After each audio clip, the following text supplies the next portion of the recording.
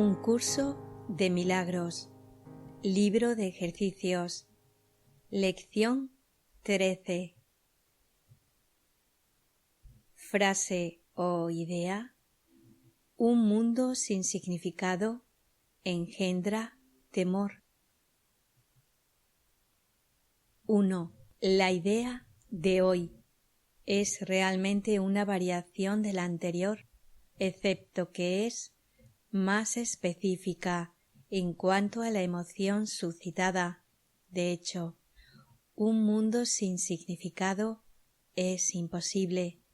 Lo que no tiene significado no existe. Sin embargo, de eso no se deduce que tú no puedas pensar que percibes algo que no tiene significado. Por el contrario, eres especialmente propenso a pensar que sí lo percibes. Oración. Un mundo sin significado engendra temor. 2. El reconocimiento de esa falta de significado produce una aguda ansiedad en todos los que se perciben como separados. Representa una situación en la que Dios y el ego se desafían, nota, desafían entrecomilladamente, entre sí con respecto a qué significado ha de escribirse en el espacio vacío provisto por dicha falta. El ego se abalanza frenéticamente para establecer allí sus propias ideas, temeroso de que, de otro modo, el vacío pueda ser utilizado para demostrar su propia impotencia e irrealidad. Y solamente en esto está en lo cierto. Oración. Un mundo sin significado engendra temor. 3. Es esencial, por lo tanto, que aprendas a reconocer lo que no tiene significado y a aceptarlo sin temor. Si tienes miedo, no podrás por menos que dotar al mundo con atributos que no posee y abarrotarlo con imágenes que no existen. Para el ego, las ilusiones son dispositivos de seguridad, como deben serlo también para ti, que te equiparas con él. Oración. Un mundo sin significado engendra temor. 4. Los ejercicios de hoy, que deben hacerse unas 3 o 4 veces sin que excedan 1 minuto cada vez, han de practicarse de manera ligeramente distinta de los anteriores. Repite la idea de hoy para tus adentros con los ojos cerrados. Luego, abre los ojos y mira lentamente a tu alrededor mientras dices: estoy contemplando un mundo que no tiene significado. Repito la frase: estoy contemplando un mundo que no tiene significado. Repite esta afirmación para tus adentros mientras miras a tu alrededor. Luego, cierra los ojos y concluye con esta frase: un mundo que no tiene significado engendra temor, porque creo que estoy compitiendo con Dios. Vuelvo a repetirla. Un mundo que no tiene significado engendra temor, porque creo que estoy compitiendo con Dios. 5. Tal vez te resulte difícil evitar resistirte en una forma u otra a esta última afirmación.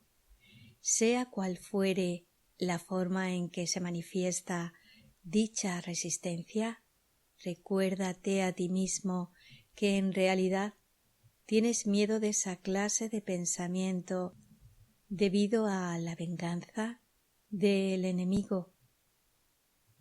Nota, está escrito entrecomilladamente.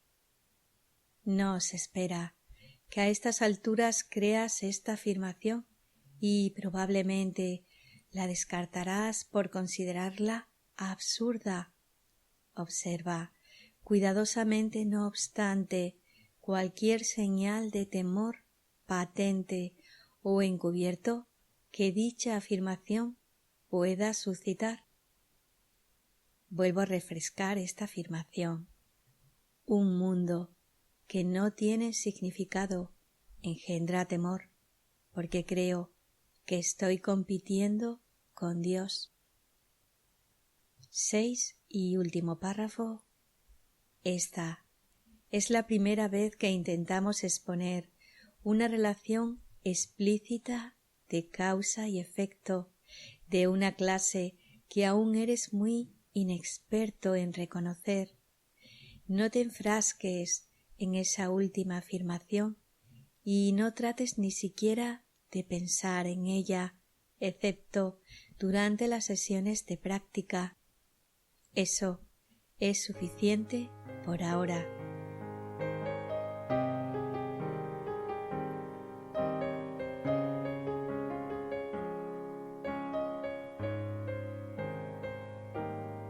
Lección 13, comentada por Ken Wapnick.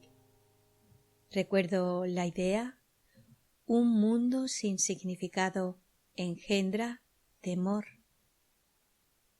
Párrafo 1. La idea de hoy es realmente una variación de la anterior, excepto que es más específica en cuanto a la emoción suscitada. De hecho, un mundo sin significado es imposible. Lo que no tiene significado no existe. Sin embargo, de eso no se deduce que tú no puedas pensar que percibes algo que no tiene significado. Por el contrario, eres especialmente propenso a pensar que sí lo percibes. Ken comenta: esto se debe a que no quieres darte cuenta de que lo que percibes no tiene significado. Una vez más, si lo que veo ahí afuera en el mundo no tiene significado, el pensamiento interno que lo originó tampoco lo tiene. Puesto que yo soy mis pensamientos, se deduce que yo no tengo ningún significado, lo que significa que yo no existo. Por lo tanto, en lugar de darme cuenta que todo carece de significado, tanto dentro como fuera, lo que haré es sustituir en esto mi propio significado. Obviamente, si percibo algo que pienso que está ahí afuera, lo que me afecta ya lo he declarado real y quiero mantener real el pensamiento subyacente para poder seguir siendo real. Párrafo 2, oración 1, que dice: el reconocimiento de esa falta de significado produce una aguda ansiedad en todos los que se perciben como separados.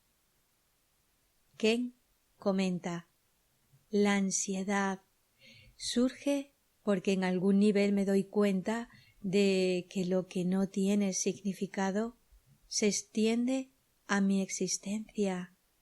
Regresaremos a esta idea en breve. Párrafo 2, oración 2, que dice: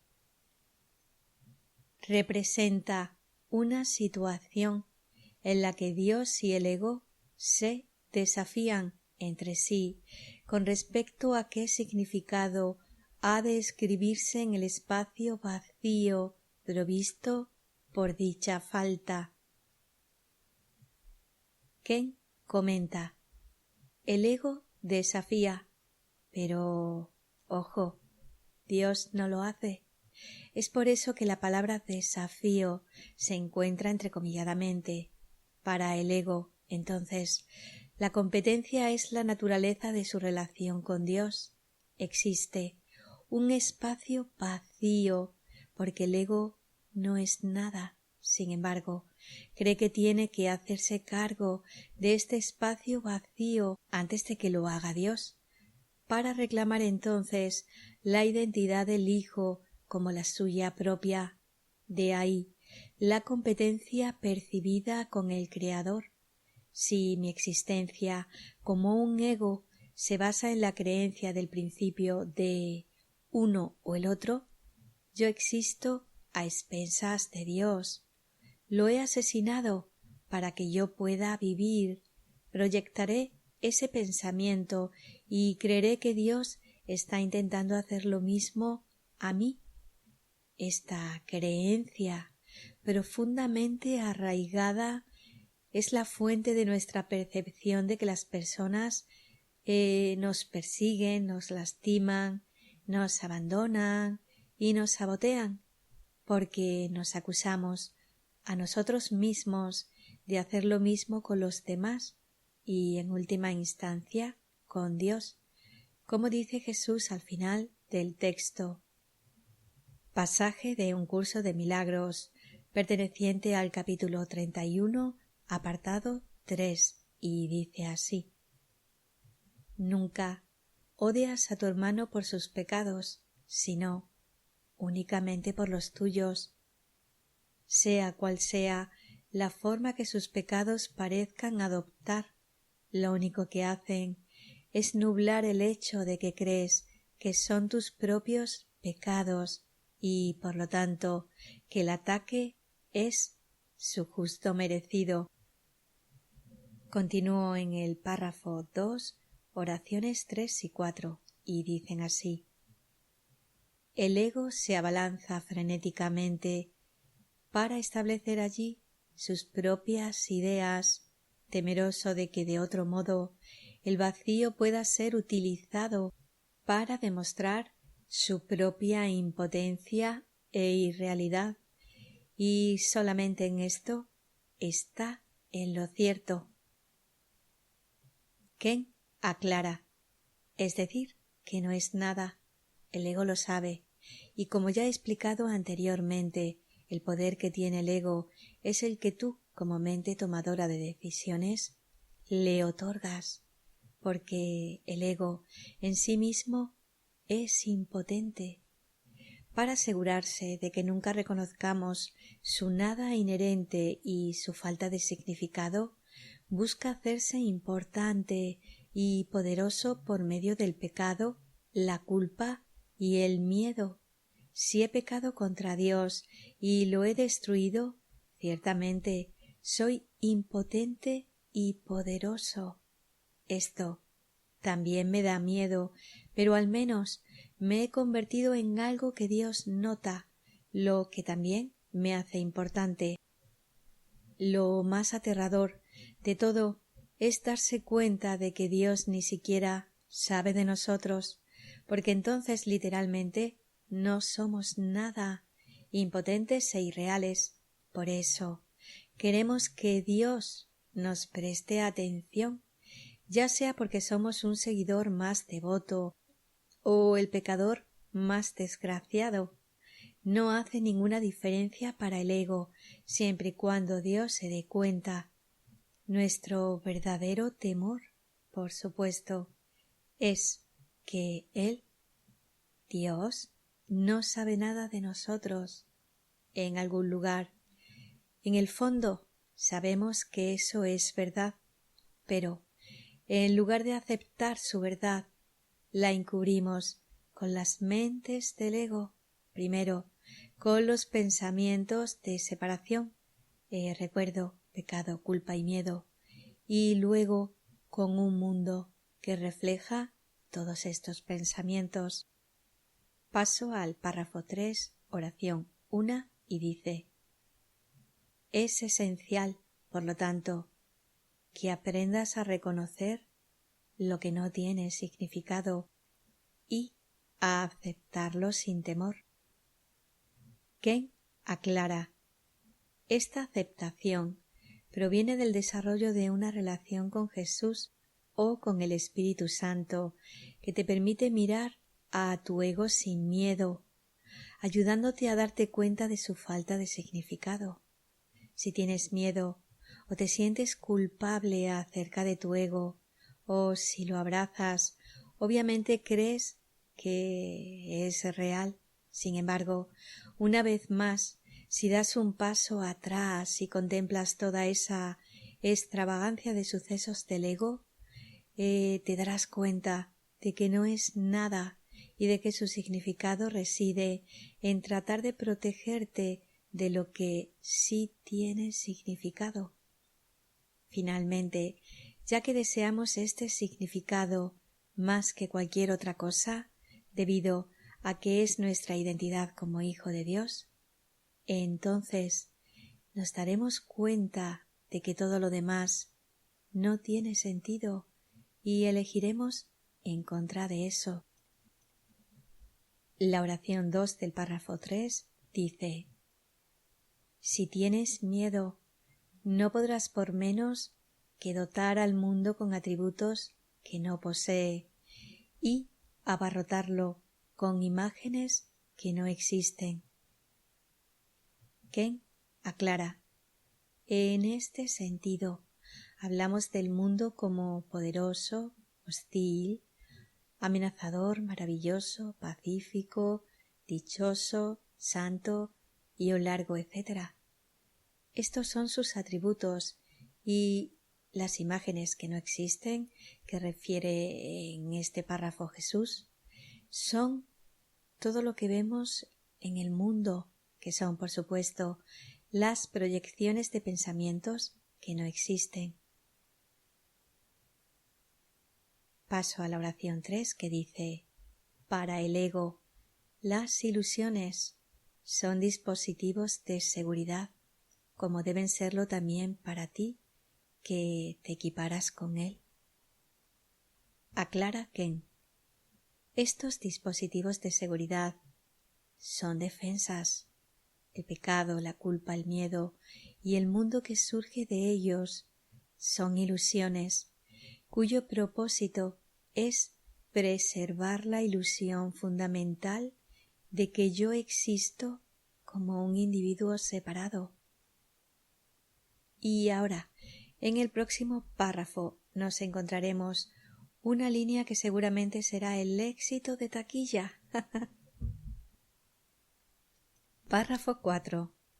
Los ejercicios de hoy, que deben hacerse unas 3 o 4 veces, sin que excedan 1 minuto cada vez, han de practicarse de manera ligeramente distinta de los anteriores. Repite la idea de hoy para tus adentros con los ojos cerrados. Luego, abre los ojos y mira lentamente a tu alrededor mientras dices: estoy contemplando un mundo que no tiene significado.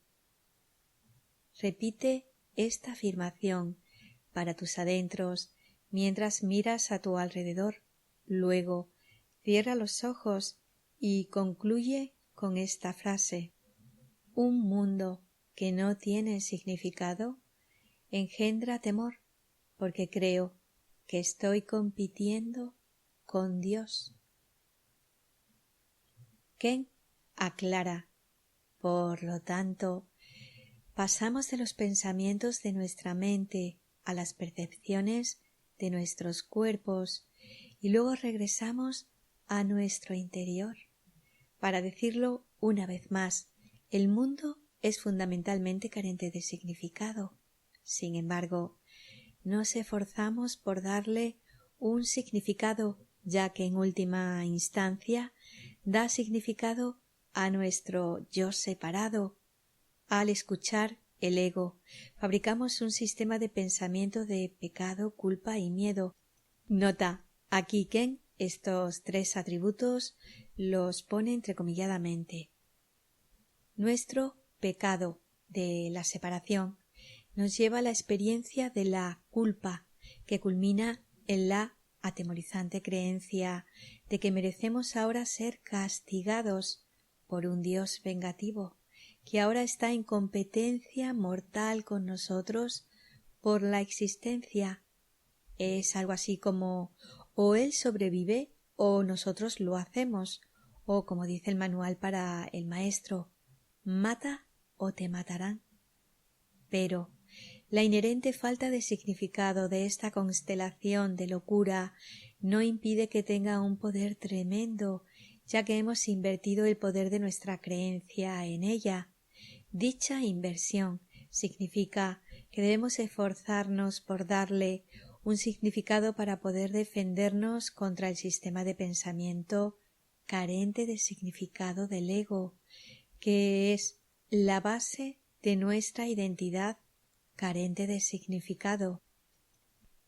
Para resumir este punto importante, cuando me doy cuenta de que el mundo no es nada, ya que es simplemente una defensa contra los pensamientos de mi mente, soy llevado de nuevo a la conciencia de la mente y a confrontarme con estos pensamientos. Si el mundo carece de significado y yo carezco de significado, entonces no existo. Esto quiere decir que Dios ha ganado. Pero en lugar de perder la batalla, me esfuerzo por otorgarme significado a mí mismo y al mundo que me rodea. Jesús nos está ayudando a darnos cuenta de cómo proyectamos todo en el mundo.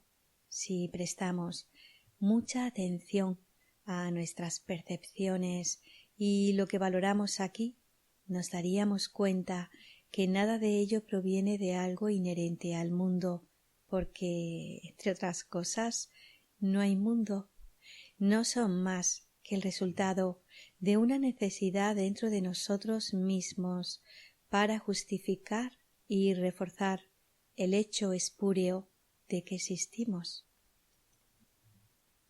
Párrafo 5, oración que va de la 1 a la 2 y dice así: tal vez te resulte difícil evitar resistirte en una forma u otra a esta última afirmación, sea cual fuere la forma en que se manifieste dicha resistencia. Recuérdate a ti mismo que en realidad tienes miedo de esa clase de pensamiento debido a la venganza del enemigo. Ken aclara: el temor es que esta es una competencia que no podemos ganar. Dios saldrá victorioso. El terror engendrado por tal locura está más allá de lo que podemos tolerar. Nos defenderemos contra él, construyendo un sistema de pensamiento y luego un mundo detrás del cual podemos escondernos. Una vez que nos hemos identificado con esta defensa que culmina en el cuerpo, no resistimos a que nos sea quitado, lo que ciertamente haríamos si expusiéramos los cimientos de toda esta demencia delante de la verdad del principio de la expiación. Por consiguiente, no consideramos si tiene sentido que exista la ira de Dios acerca de todo esto, ya que este pensamiento, tan aterrorizante como pueda ser, sirve, sin embargo, el propósito de proteger nuestra identidad individual al mantenernos alejados de que aceptemos el principio de la expiación. Párrafo 5. Oraciones que van de la 3 a la 4 y dicen: no se espera que a estas alturas creas esta afirmación y probablemente la descartarás por considerarla absurda. Observa cuidadosamente, no obstante, cualquier señal de temor patente o encubierta que dicha afirmación pueda suscitar. Ken aclara: obviamente, si eres relativamente nuevo en un curso de milagros, esta afirmación no va a tener sentido. Pero Jesús está pidiendo tu vigilancia, que prestes mucha atención a cualquier ansiedad o temor que está dentro de ti. Párrafo 6. Esta es la primera vez que intentamos exponer una relación explícita de causa y efecto de una clase que aún eres muy inexperto en reconocer. No te enfrasques en esta última afirmación y no trates ni siquiera de pensar en ella, excepto durante las sesiones de práctica. Eso es suficiente por ahora. Ken aclara: la conexión de causa y efecto es entre nuestros pensamientos, es decir, el sistema de pensamiento del ego, de pecado, culpa y miedo, y la forma en que percibimos el mundo. En otras palabras, tengo miedo no por lo que se encuentra fuera de mí, sino por mi sistema de pensamiento que me dice que la supervivencia es entre Dios y yo.